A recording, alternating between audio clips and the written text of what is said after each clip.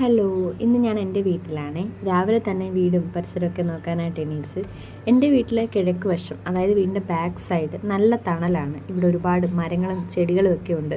അതുപോലെ ഇവിടെ നല്ല തണുപ്പാണ്. ചൂട് സമയത്തും നമ്മളിവിടെ വന്നിരിക്കാറുണ്ട് ഈ തണലത്ത്. ഇവിടുത്തെ മെയിൻ ഹൈലൈറ്റാണ് ഈ കാണുന്ന കണിക്കൊന്ന മരം. വർഷം മുമ്പ് വെച്ചതാണ്. എല്ലാ തവണത്തെ പോലെ ഇത്തവണയും നേരത്തെയാണ് പൂ പിടിച്ചിരിക്കുന്നത്. പക്ഷേ എല്ലാ വർഷത്തെക്കാട്ടിലും പൂ കുറവാണ്. ഇനിയിപ്പം വിഷു ആകുമ്പോഴത്തേക്കും ഒരു കണിക്കൊന്ന പൂ പോലും കാണില്ല. അപ്പം നമ്മൾ പൂ അന്വേഷിച്ച് നടക്കേണ്ടി വരും. ഇവിടെ ഒരുപാട് മരങ്ങളുണ്ട്, വർഷങ്ങളോളം നിൽക്കുന്ന മരങ്ങളാണ്. ഈ കാണുന്ന പാലമരം പണ്ട് ഞാനും അനിയത്തിയൊക്കെ ഒരുപാട് വലിഞ്ഞേറിയിട്ടുള്ള മരങ്ങളാണ്.